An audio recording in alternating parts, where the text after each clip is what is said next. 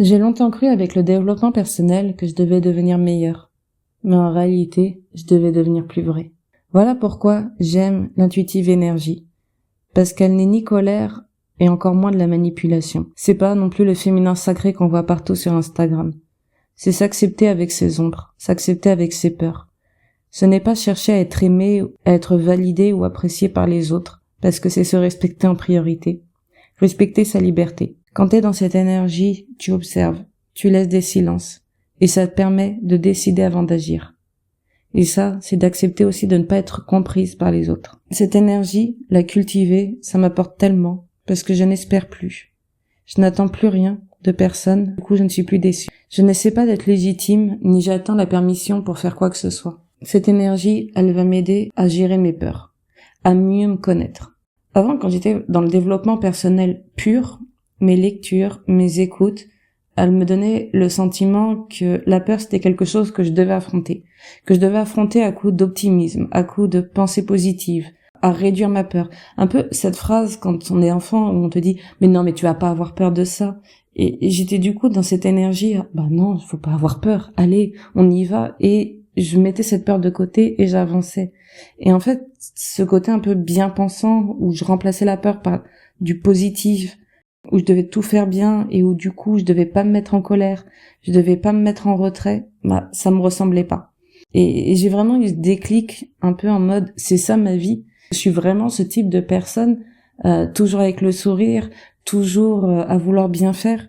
J'étais pas spécialement satisfaite, je sais que j'étais pas non plus dans un caprice, mais je l'ai pris comme un signal, le signal qu'en fait je devais m'aligner avec moi-même. Alors j'ai arrêté de vouloir me réparer, de toujours travailler sur moi. J'en avais marre en fait de vouloir guérir sans fin, d'être validée, de commander mes émotions, parce que ça s'arrêtait jamais. Dès que j'avais passé une étape, il fallait que j'en franchisse une autre. Et puis il y avait ci à travailler, et puis il y avait une autre chose à travailler, parce qu'en fait on est fait de qualités et de défauts, et quand tu les acceptes, tu retrouves ton équilibre et tu t'alignes avec qui tu es. Et la peur, tu vas pas chercher à l'affronter, tu vas plutôt la voir comme un signal. C'est un signal que je vais observer, un signal que je vais ressentir. C'est un signal avec lequel il va marcher à mes côtés. Je vais apprivoiser pour le comprendre. Puis à un moment, ce signal, il va disparaître. Et en fait, c'est la peur que je vais avoir apprivoisée parce que mon niveau, il va être changé. Pareil pour ce qui va être pensée négative. Elles sont là. Je vais pas chercher à penser positive pour annuler du négatif. J'observe. Je vais comprendre pourquoi j'ai cette pensée. Pourquoi elle est là? Pourquoi elle vient? Qu'est-ce qu'elle veut me dire? Et je dédramatise. Parce qu'en fait, c'est une pensée. Elle ne devient réelle vraiment que si je la crois. Après, je vais pas non plus, quand t'es dans une intuitive énergie, passer ton temps à tout analyser. C'est vraiment quand il y a des choses où tu vois que ça revient souvent, c'est là où tu te dis, ok, quel est le sens? Pourquoi c'est là? Et en observant, tu prends du recul et ça te permet d'avoir les idées plus claires et de pouvoir mieux avancer et de savoir quel chemin prendre. Parce que mes émotions, je sais que je vais les ressentir encore plus profondément qu'avant. Parce que justement, je vais les écouter. Je vais voir quelle partie de mon corps est concernée. Je comprends pourquoi elle est là. En revanche, mes émotions, malgré que je les ressente beaucoup plus fort, je ne vais pas les laisser avoir d'impact sur mes agissements. C'est-à-dire que peu importe ce que je vais ressentir avec une personne, je ne vais pas chercher à la sauver. Je ne vais pas, moi, chercher à prouver qui je suis. Je ne vais pas aimer quelqu'un en me perdant pour la sauver. Je vais choisir vraiment ce qui me mérite. Et dans mes relations, qu'elles soient amicales, qu'elles soient familiales ou amoureuses, cette énergie, elle me permet de mieux comprendre les intentions des gens à mon égard. Vraiment, c'est très important. C'est-à-dire que je comprends le côté où j'observe les intentions des gens à mon égard. Je vais ressentir si elles sont bonnes ou mauvaises. Si la personne me veut du bien, si la personne a de la jalousie, si la personne a de la peur, peu importe, je vais le ressentir. Et c'est justement de pouvoir avoir cette vision-là, de pouvoir ressentir, d'avoir ces bonnes intuitions, ça va booster ma confiance en moi. Parce que je ne vais pas chercher à m'améliorer. Je vais incarner qui je suis, je vais me faire confiance, et ça, même si je suis imparfaite. Comment je vais développer cette énergie? Déjà, dans mes choix, dans mes décisions, elles vont être alignées.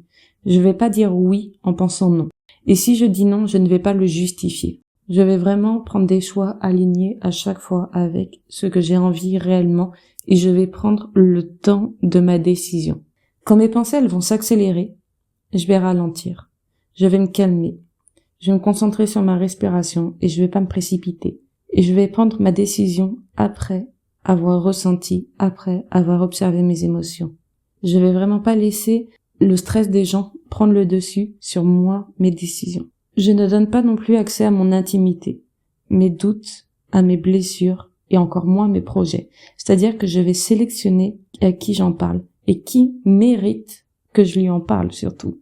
C'est-à-dire que c'est vraiment quand j'ai parlé de mes blessures, de mon passé ou quand j'ai parlé de mon futur, des projets, je vois vraiment les personnes en connaissant leurs intentions à qui mérite d'en parler. J'accepte d'être perçue comme froide. Je vais pas justifier non plus mon humeur. C'est-à-dire que si je suis dans une humeur plus down, plus en bas, je vais pas chercher à optimiser mon image pour faire plaisir aux autres en disant oui, ça va. Non, il y a des moments, ça ne va pas. Il y a des moments où on sent moins bien que d'autres. Et je vais pas chercher à faire plaisir aux autres en leur montrant un grand sourire si je n'en ai pas envie. Et si j'ai un doute sur une personne, sur une situation, sur un choix à prendre, très clairement, je vais me mettre en retrait. Je vais même demander un signe. Et j'observe parce que j'ai toujours une réponse. Quand je fais une demande, j'ai toujours une réponse. Parce que si le développement personnel permet de comprendre l'énergie féminine, elle t'apprend à te choisir.